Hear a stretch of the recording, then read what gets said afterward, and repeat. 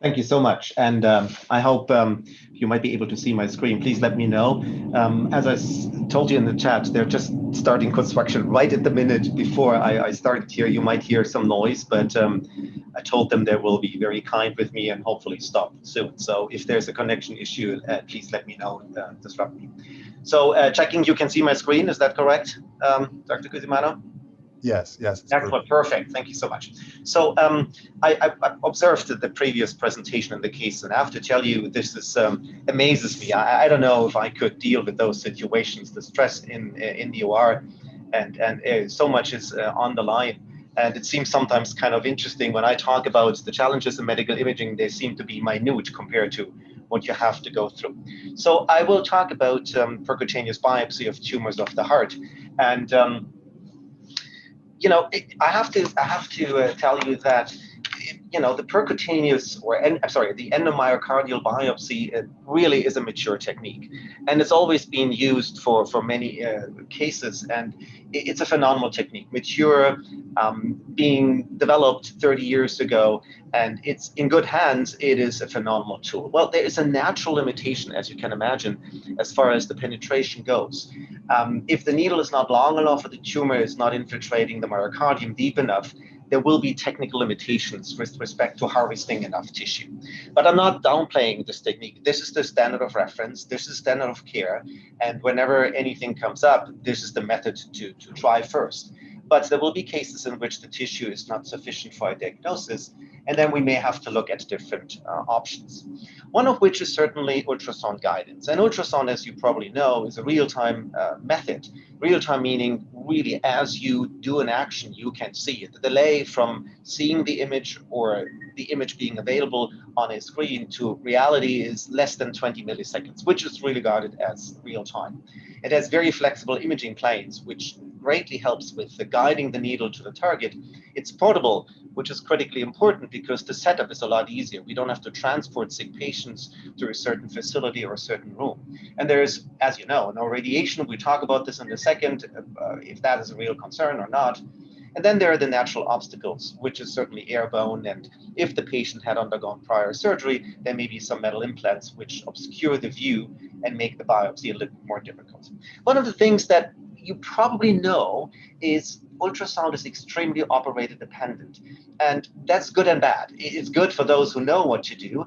It can be bad because ultrasound offers so many opportunities. Any plane can be used. And if you are not really familiar with the limitations and how to hold the probe and guide the needle at the same time, there could be some challenges facing you. There's been a very interesting report recently. It's been published last year. Actually came out this year, but it was online available before. And this case came out of Mayo Clinic, and they reported on a percutaneous biopsy of an HCC, which had a metastasis similar to what RJ just showed, that metastasized or grew into the chest. And they described nicely how they dealt with it, with all the anticipation of complications, and gave great advice. I looked at the image and said, that is interesting because we do that here. And I wasn't really aware this is, let me call it, such an exception with respect to choosing CT as a modality. And the central message here was that CT-guided transthoracic biopsy of cardiac masses is a solution to obtain tissue safely in specific scenarios. But they also say that preparation should be made to prepare for post-biopsy complications. And of course, we take this component very seriously. And in the same issue, there was a commentary.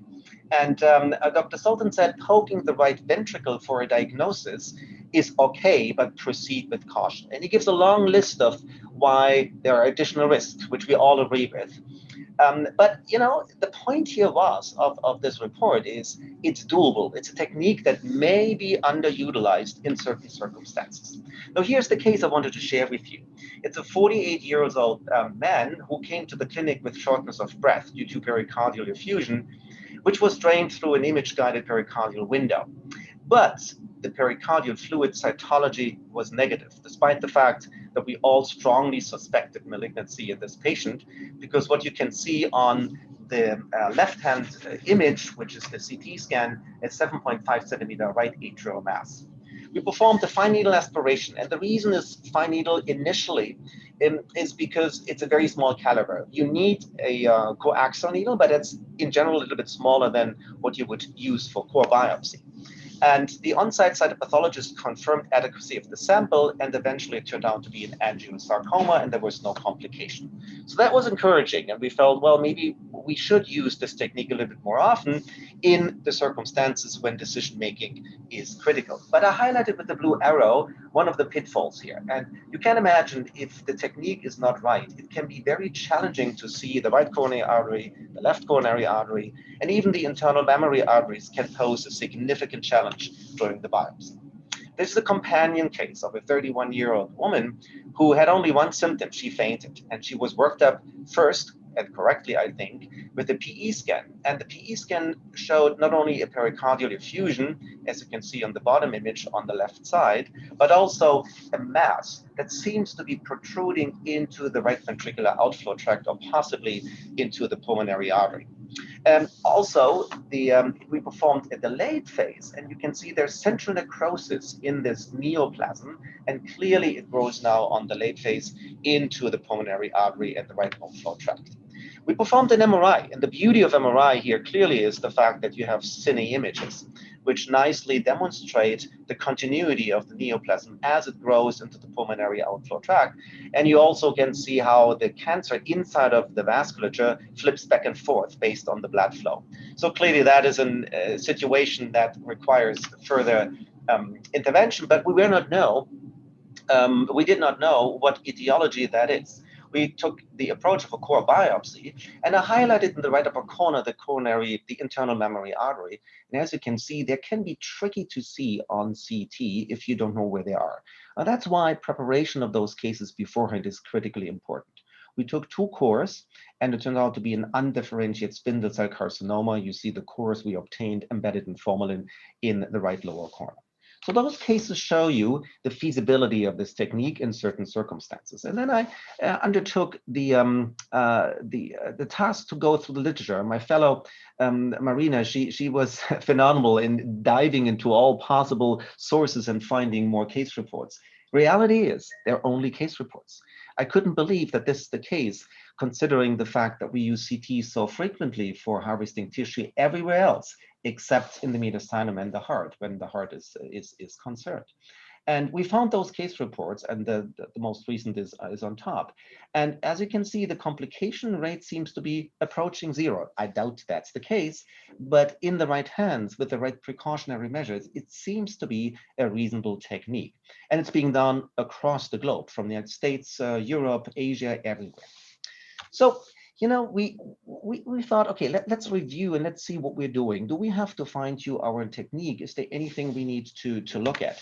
And I want to briefly mention the technology we use, the challenges that we are facing, and they're significant, the risks and complications, most of which have been alluded to. We briefly show what we did at UHN, and then I come up with a summary statement that, kind of summarizes what we have gone through. Now, when it comes to CT, most of you might know CT means an X-ray tube and a detector that continuously rotates around the patient. And as the gantry rotates around the patient or revolves around the patient, images are being reconstructed. Now, showing the simulation here, once 180 degrees of data are obtained, we get an image. But the CT continues to rotate, and the second rotation then is being used for improvement of quality, noise reduction, artifact reduction, etc.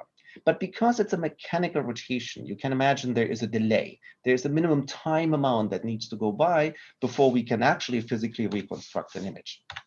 The second limitation is the detector has a certain width. It's not indefinitely large. And to cover a larger area for diagnostic purposes, but even for interventional purposes, either we do a helical scan, which takes even more time. It can be ECG gated, of course, or we have access to a wide area detector CT, which we do have here. And then we at least need only one rotation to be able to image the heart and freeze the motion. So those techniques are available for quite some time, but does it really help? Because this is a phenomenon that we always see, which is kind of obvious, is the cardiac motion. And I just took the liberty of taking 2 same location images with the needle in place for a tumor and see what the heart does. Of course, it beats. So unless we unless we manage to ECG gate the biopsy, which is hard to do, not impossible, but hard to do, you will see the phenomenon that the target changes. And that's an issue. It's a major issue. We are great with freezing motion, which is essential for motion analysis as well. But how do we introduce real-time capability to our imaging tools? That was the question. So we've developed something that's been called CT fluoroscopy decades ago. And what we thought is reasonable is we need a floating table similar to angiography. You don't want to be limited to the mechanics of a CT unit. We need a lights visor that tells us where the images will be obtained, full scan control inside of the room, which was novel at that time coming to CT, an in-room control monitor, real-time image reconstruction, a challenge at that time, now it's almost instant, and continuous image reconstruction, the movie mode. You see the movie in the right upper corner, but you also notice that the hand is in the beam. So that's something we will talk about, because that should obviously not be the case. Now, training is critically important, those biopsies. And you can see our fellow at that time was kind of focused and concentrated and worried about it. But what we normally do is we have at least 2 operators in the room. We teach how to do it. Also, the second person is able to observe the patient, make sure that everything is fine, just in case a complication might occur. But training on these techniques on CT fluoroscopy is critically important. You can't do this and just give the needle to someone who has never used the technique before. And as soon as CT fluoroscopy became sort of the standard in biopsy, many reports told actually that the diagnostic accuracy is much higher, mainly in the chest, because in the abdomen there's less motion. But it turned out to be the method to go as soon as variability of the patient comes into play. So that's very encouraging. And the second concern was the radiation dose. Now here I have shown you a lung lesion just for comparison purposes, and these are all images we obtain, and the total radiation dose amounted to 0.03 millisieverts. Those of you who know the unit and know what that means, it's a fraction of a chest X-ray. So we're down to that level. Certainly when diagnostic scans are to be performed before and after, that adds to the dose, but the actual biopsy is almost zero exposure. And that is important to also tell the patient. But by comparison, a conventional biopsy, which is continuously done worldwide, has also risks. So this is a case of a lung biopsy, obviously in the hands of someone who was maybe not trained well enough. And just by going for the images, you can see the total dose during that intervention was 66 millisieverts. So you see the span of a factor of 2,000 for pretty much the same biopsy. And the only difference is technology and training. I alluded to the fact that the hand should never be in the beam. Everyone who does fluoroscopy would know this. There's a lot of protection you can do. And the best thing ever is keep distance from the primary beam. That's not as easy as it sounds, because you would like to hold the needle, and the needle must be in the beam. And Gianfelici, Dr. Gianfelici, who was actually working in our department here some time ago, he analyzed the dose. Now, at that time, the technique was actually even exposing more, both the patient and the radiologist. We're using a fraction of the dose today. But even if I take that number, which is 0.018 millisieverts per second exposure, if you hold your hand with 20 centimeter distance from the primary beam, I calculated the amount of fluoroscopy that's possible to do without reaching the dose limit to adult occupational workers. That amounts to 7.7 hours annually. Now, again, our dose is a fraction of this today, so I would even argue I will never even come close to any concern when it comes to radiation dose to the operator. And, you know, if cancers develop and grow into the heart, we have seen those cases already, not always has the heart to be biopsied. We can also take another route close to the heart and then see that we avoid the motion. In this particular case turned out to be a mesothelioma, which is what we assumed. We need 4 images, take the sample, we take an image after the biopsy and then confirm there is no complication. Let me continue with this case. Not always is the target so big. As you know, the normal thickness on imaging of the pericardium should be about 3 millimeters. But here in the 70-year-old woman with plasma cell leukemia that was known prior to the biopsy, who presented with cardiac tamponade and left pleural effusion, the pericardial and pleural fluid cytology was again negative. But we strongly suspect malignancy in this patient. And you may see the nodular enhancement better seen on this delayed phase imaging. I marked it with the arrows. You see the nodules that seem to be originating from the pericardium. So we targeted those nodules. And as you can imagine now, it is critically important to have not only precision when it comes to needle placement, but also we need to make sure that our technique, which is CT fluoroscopy, is able to show us a motion-free image during the intervention. We took 3 cores, and it turned out to be a plasma cell neoplasia. I have the picture of the cores here with plasmablastic transformation, and there was no complication after the biopsy was performed. Very similarly, this is the case with thickening of the pericardium. It was a 68-year-old man with clinical symptoms of pericarditis. Again, you see the thickness up to 10 millimeters. That was highly concerning for malignancy, but we only found stromal tissue and no malignancy. And then we had follow-up imaging because we couldn't find malignancy, and there was marked improvement of the pericardial thickening. That being said, there will be cases that are extremely challenging, and this is one of which we managed to publish in the New England Journal because it was such a diagnostic dilemma we were in. It was a 50-year-old man who came to the emergency department with a 5-day history of sharp pleuritic pain, recently immigrated to Canada, was a smoker, and suffered from progressive fatigue. And again, you see the thickening of the pericardium and also pericardial effusion. The late phase imaging on CT shows the enhancement of the pericardium, which should definitely not be the case. And in addition, there was a tiny pulmonary nodule. Now, the problem of those nodules is, they are so ubiquitously found almost everywhere in every patient, it doesn't mean much, but certainly in certain conditions, we may pay more attention. Now, this is an echocardiography picture. I won't go further into interpretation, but those images again show pericardial effusion in both views. And I have a movie here, and the video 1 shows the apical 4-chamber view, and you can appreciate the septal bounce resulting from pericardial constriction. And the description, certainly IVS denotes the intravascular septum. And on video 2, which is now playing, you see a long axis view, and that shows the dilatation of the inferior vena cava and a lack of collapse during the inspiration as a result of pericardial constriction. We also performed an MRI. Again, it was a diagnostic dilemma. We didn't know what that potentially could be. And the phase-sensitive late gadolinium enhancement shows the marked pericardial enhancement, which sort of hints at something we suspected. This is going to be a chronic process. This may not be acute. You see the core needle biopsy and the challenges with it, right? On a non-contrast CT, there's very little differences in attenuation, and the heart is moving, and how to make sure that we not hit accidentally, a coronary artery or any other vital structure. So this is where training comes into play, possibly synchronization with the ECG signal. And you see the 3 cores we took. Interesting enough, the initial assessment was fibrinous pericarditis. Well, that is aligned with what we assumed, and AFB was negative. And then 2 weeks later, PCR testing came back and provided the diagnosis of Mycobacterium tuberculosis. A rare case, and in hindsight, one could think about many factors came into play: history, appearance, the pulmonary nodule, which could have been a TB manifestation. But again, this is always easy to say once you know the diagnosis, and very challenging when you don't have the histology. Now, looking at the complications, sure, what comes to mind easily is pneumothorax. I will tell you why I'm not so much concerned about this.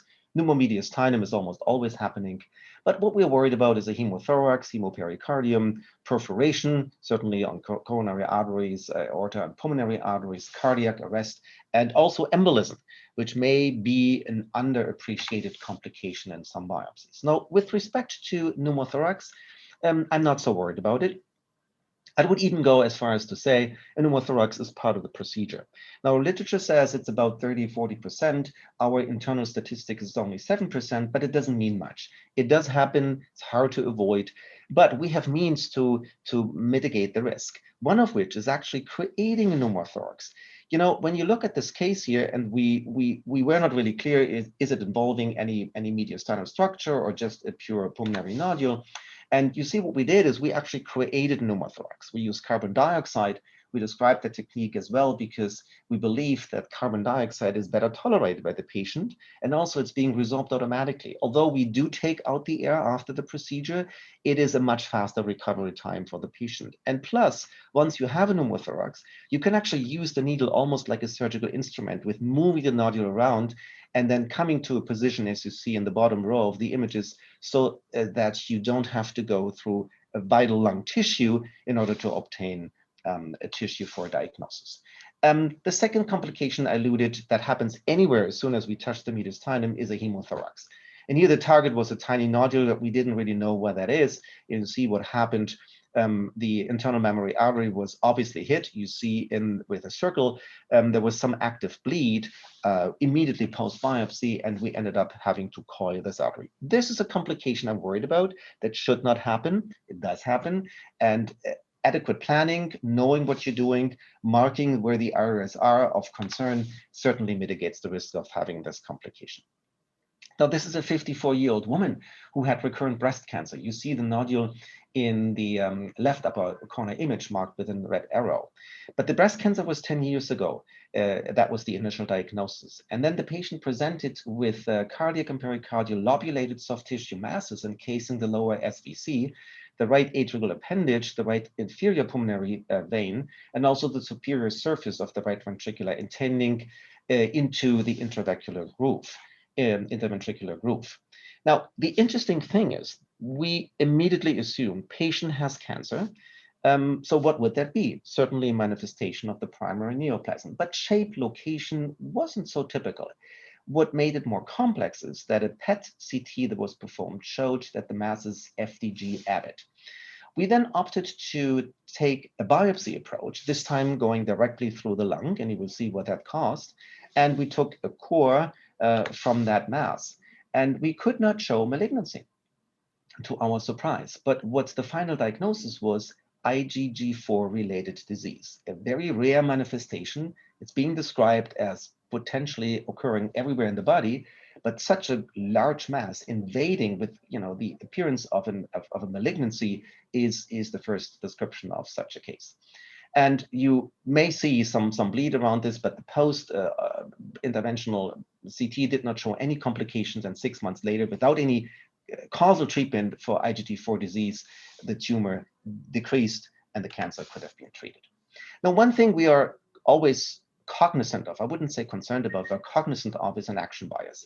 And whenever we do any intervention, that is a general rule for anything we do, there needs to be an impact on treatment. If the course or the choice of a definitive treatment, be it surgery, chemotherapy, or radiation, is not altered by the biopsy or by the results, I'm not so sure it's the right action to undertake.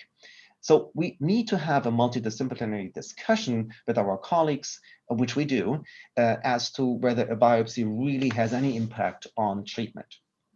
Now, here's a case in which you may raise questions, but I'm standing firmly behind the indication of that biopsy. It was a 25-year-old, very young man who had non-specific neck and groin pain. An incidental mass was found in the interventricular septum that measured, a pretty large size, 9 by 5 by 4 centimeters. Interesting enough, this neoplasm was dark on T1 and T2 and had no change with fat set sequences, which means there's no fat, neither macroscopic nor microscopic fat contained in this mass. And there was no enhancement on first pass imaging, but there was a diffuse uptake on the late imaging. Again, I'm showing you the phase-sensitive late gadolinium enhancement, which is pretty bright here for this tumor on this image. Now, again, the indication was clearly discussed. Is that the right approach to undertake? We took 2 cores, we did not find malignancy, and we found a cardiac fibroma. Now, when we go back, this is a very rare manifestation in the heart, but cases have been reported. Now, when we reviewed back the cases, well, there were clear indications. The behavior on magnetic resonance imaging, on CT, with some calcifications, and the natural behavior actually was aligned with a cardiac fibroma. But would we be able to make that diagnosis beforehand? Probably not. Similar, this case, you might look at clearly, that's a lipoma. And yes, that what came back was a 36 years old male with progressive exertional chest pain and dyspnea and reduced energy for 3 months. Now you see this low attenuating mass on CT and signal characteristics that are very clearly hinting at lipomatous tissue. We took a core, and you actually can see the grease eyes on floating on in the formalin here. But you know, when I took the cores, they sank. And I wasn't 100% sure if that's just pure fat or if there's anything else in this tumor, liposarcoma, any other etiology that we may have missed. And then the patient went on because of the mass effect here at UHN to surgery. And the final histology was a hypertrophy arising from the right atrial epicardium. Real situation, but I would think it was justified to undertake the biopsy beforehand. Now, what are we cognizant of? What we do is we always have to realize we have to follow the standard operating procedures, standard of care preparation for biopsy, which includes talking to the patient, making sure all the criteria are met in terms of anticoagulation that needs to be halted at least for 7 days. Patient need to be prepared, NPO, have someone to go home if that's on an ambulatory situation. And the patient needs to be aware of the consequences either of doing the biopsy or of not doing the biopsy.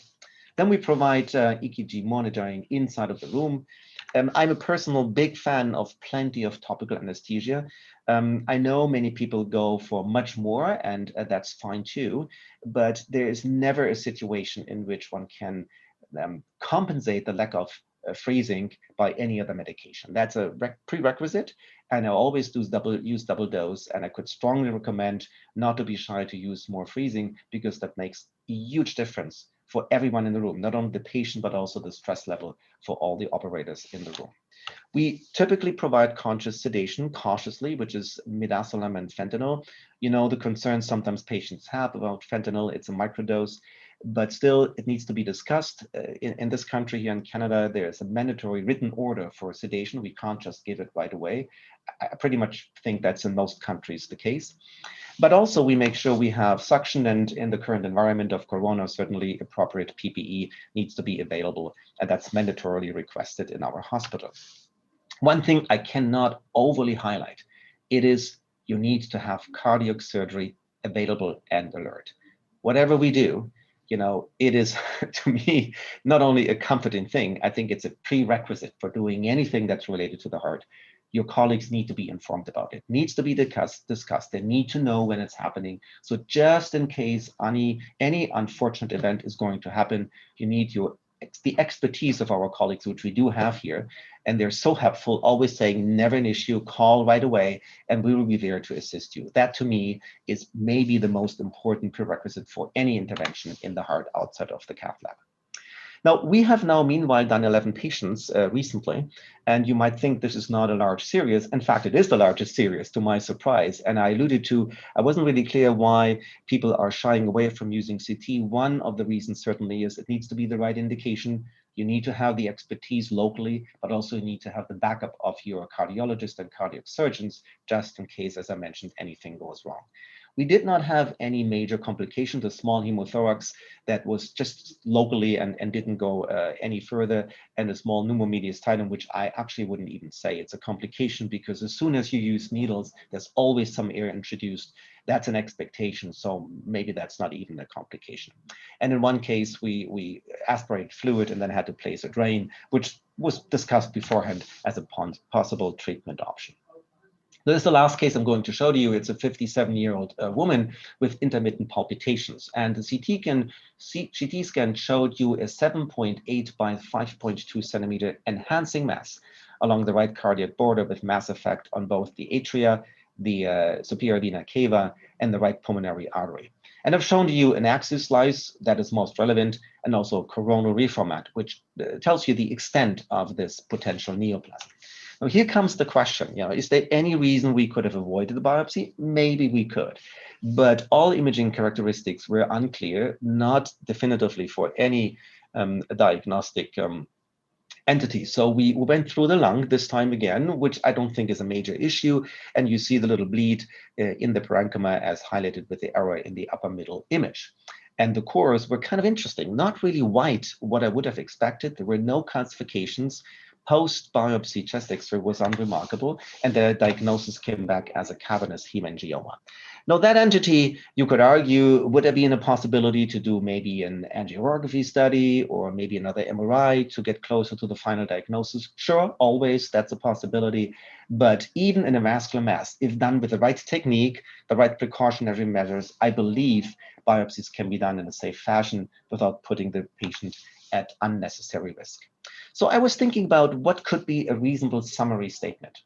And that's hard to say because it's such a heterogeneous entity and there's so many factors that come into play. And I looked at the latest case report that I alluded to initially, and the authors actually gave a nice summary statement. They said, although transluminal catheter-directed endomyocardial biopsies are, as I mentioned before, currently the standard of care, CT-guided approaches should be considered and may be the optimal technique for large lobulated cardiac masses that will be biopsied without penetrating the endocardium. I can sign on to the statement, absolutely 100%. I may even go a little bit further. Once cases are being discussed, there is an impact of the diagnosis onto treatment, and you have an interdisciplinary approach to those complex cases. I wouldn't necessarily only say large lobulated cardiac masses. As I've shown to you, we can target with the right tools, the expertise, we can target tiny nodules almost anywhere in the body. But as I mentioned before, it needs to be carefully evaluated, right precautionary measures, and it requires an interdisciplinary team approach. I would like to acknowledge the help of our nursing staff, always amazing what they can do and support us in any of what we're doing. The technologists, which are essential to those things, nothing can work without them, for having the right measures in place, assisting us if need be. I would acknowledge my fellow Marina, who put many of those cases together and collated those cases, and certainly my internal colleague at JDMI, Mini Pekal, who's always a great resource if I have any diagnostic questions. And with that, I thank you for your attention, and please do not hesitate to ask me any critical question. Thank you.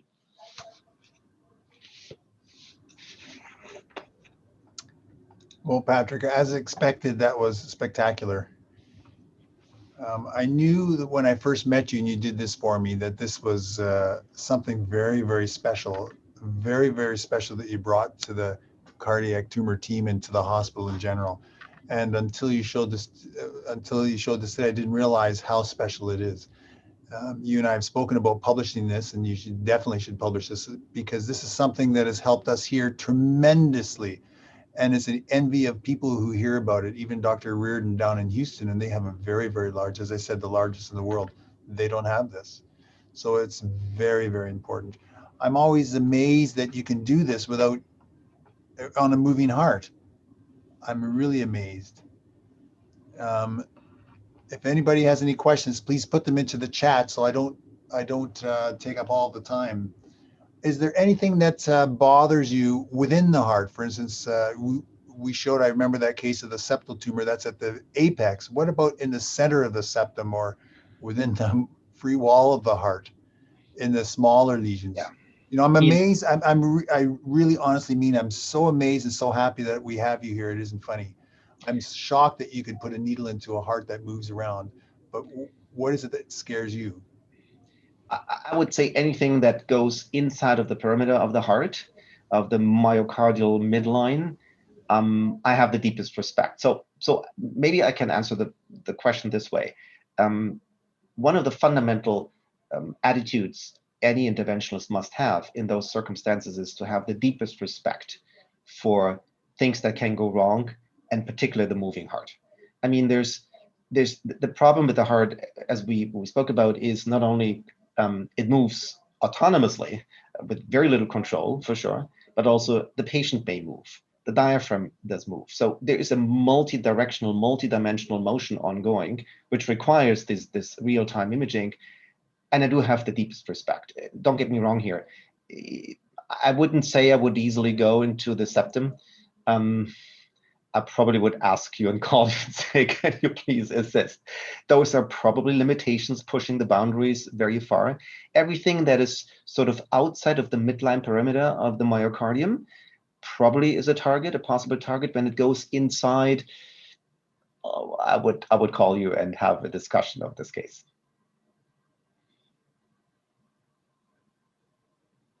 I think you're muted.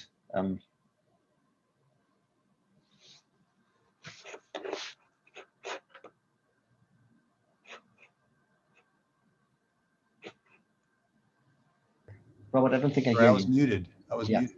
yeah. I didn't want anybody to interfere with you. The understanding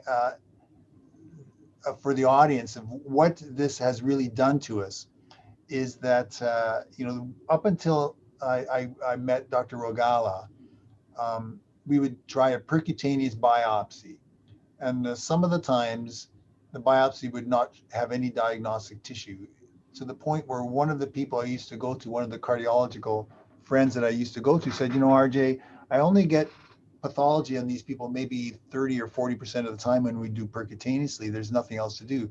And the next step is either to do a gigantic excisional biopsy, if it's in a place where we can biopsy, for instance, the atria, or an incisional small biopsy to go in there and use a true cut needle, which I've done before on the heart, um, or take a piece of the tissue.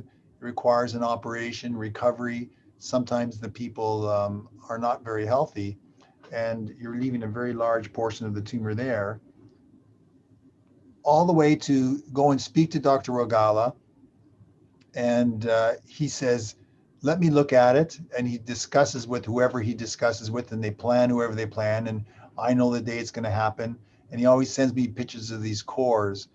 And the next talk we're going to have after the break is Dr. Seidman talking about the limitations of biopsy using small tissue. But this is a gigantic tissue compared to the alternatives, a gigantic, gigantic step forward. And I can't emphasize that enough, how much it's helped us.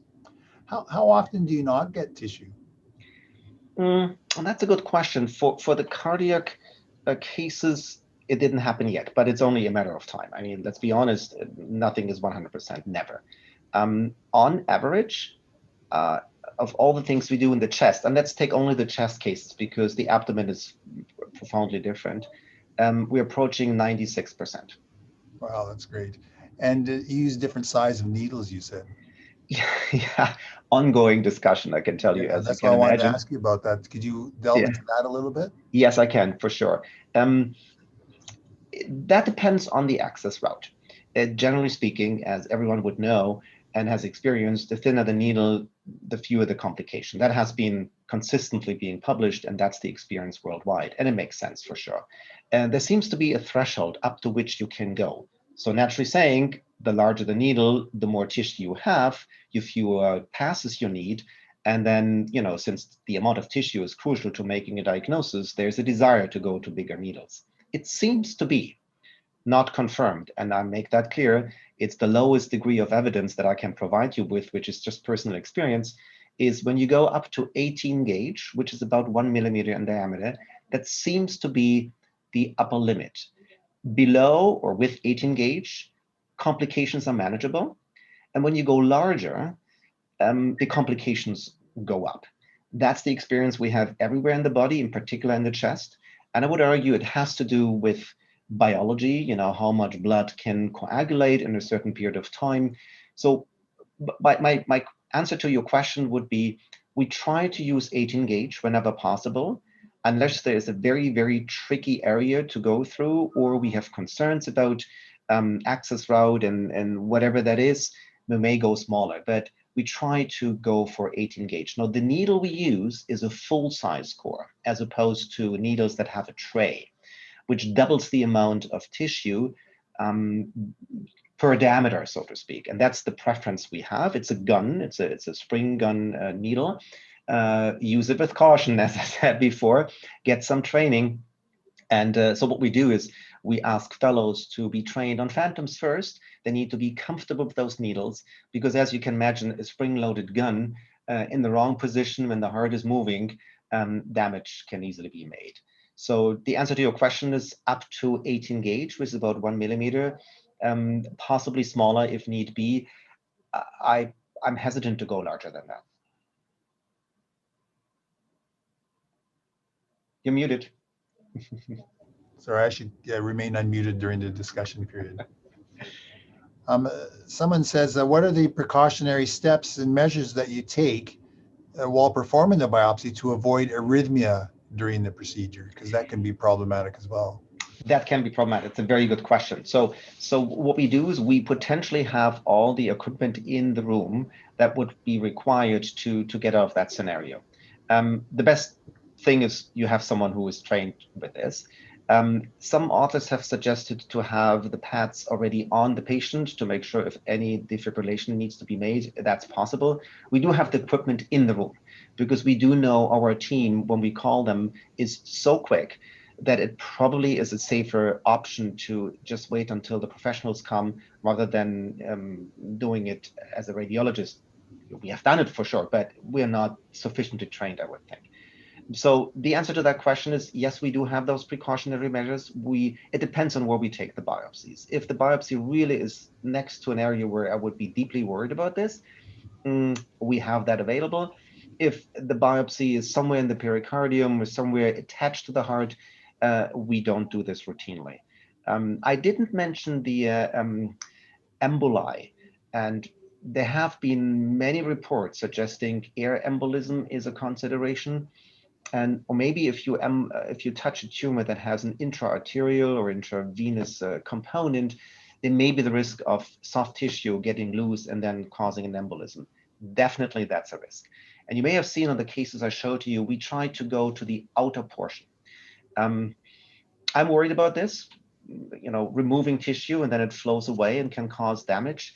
That is a general consideration, and we try to avoid this by all means. But the answer to your question is we have that available, and if need be, we put these pads on. There's a great discussion in the last paper that I mentioned, the most recent, and they talk about every step that could be undertaken in order to avoid and mitigate the risk of arrhythmia. Spoke about training, and obviously this is something that not every interventional radiologist can do. You guys are specialized, highly specialized. There's interventional radiologists, and then there's the chest radiologists, and then there's somebody like you. Talk to us about this kind of stuff in terms of what kind of a training a person you think should have to start doing this kind of stuff, because it's still, even in our hospital, still uncommon. It's true, and I would emphasize beyond me, for remove myself from the spectrum here, because everyone specializes in something, and then this person becomes an expert in something, and that's dangerous, because if that person is not available, then the standard of care deviates. You're right. Experience is required, and I would strongly encourage anyone who is looking at biopsying those entities. You need to be extremely comfortable, both with the technology, the setup, the people around you, and also the needle you use.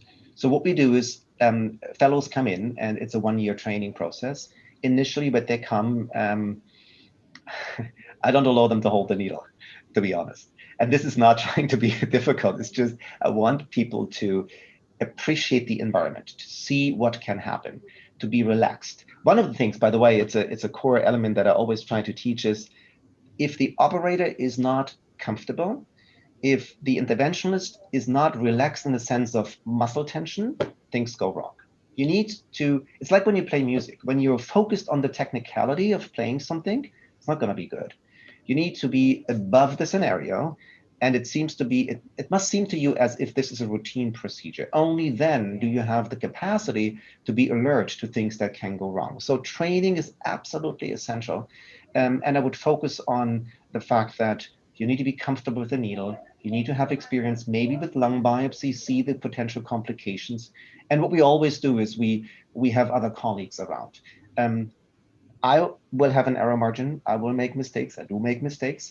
So quite often we have a second staff somewhere nearby for advice. It's always different when you are outside the room. You can look through the window.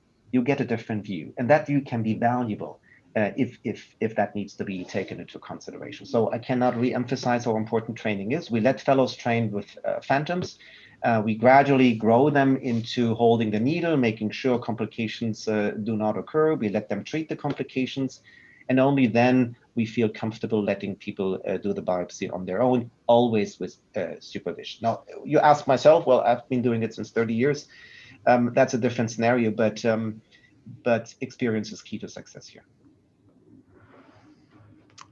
I think it's important to have a big team, and you're part of the team. Yes. And it's Absolutely. important to have collaboration. This is really directed to the junior people who are on the, always collaborate, always ask for help, never do anything by yourself. Yes. Always ask for help. Two heads are always better than one. Yes. And it's, as you said, it's sometimes, in particular interventionalists now, I always feel almost intimidated when I speak to people like you and others who do such an, I don't know, a job that I could never do. It is, and then interventionalists believe they are little surgeons. So that's a joke. I don't mean it that way. But we need to be cognizant of the limitations as well. And if any doubt occurs in those cases, it should always be a consideration to contact cardiologists, to contact your cardiac surgeon, discuss the case in a very open and clear fashion. That to me is the underlying prerequisite for any intervention in the heart.